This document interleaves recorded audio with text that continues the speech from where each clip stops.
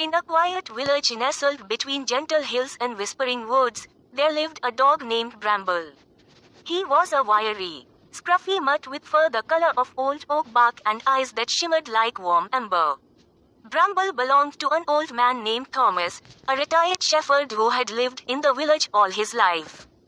Every morning, Thomas would hobble out of his cottage, leaning heavily on his carved cane, and Bramble would be at his side. The villagers had come to know the pair as inseparable, the man who once watched the hills and the dog who still did. Thomas spoke little, but to Bramble, he would speak endlessly.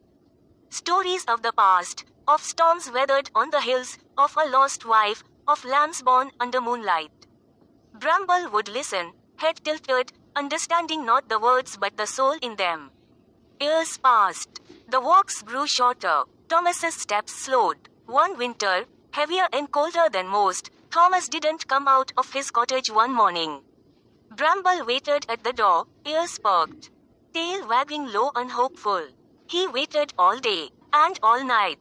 When the villagers came to check on Thomas the next morning, they found Bramble curled beside the old man's bed, his muzzle resting on Thomas's still hand.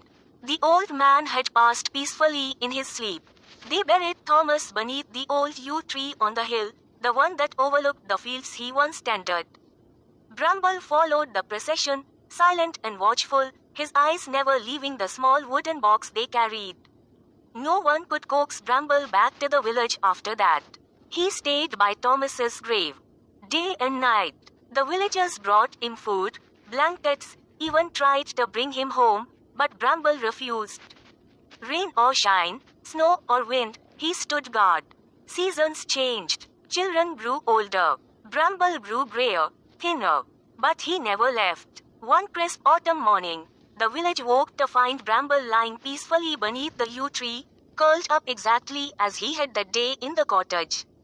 His eyes were closed. He looked content. They buried him beside Thomas, under the same tree. A small wooden marker was placed between the two graves. It read, "Here lie a shepherd and his dog.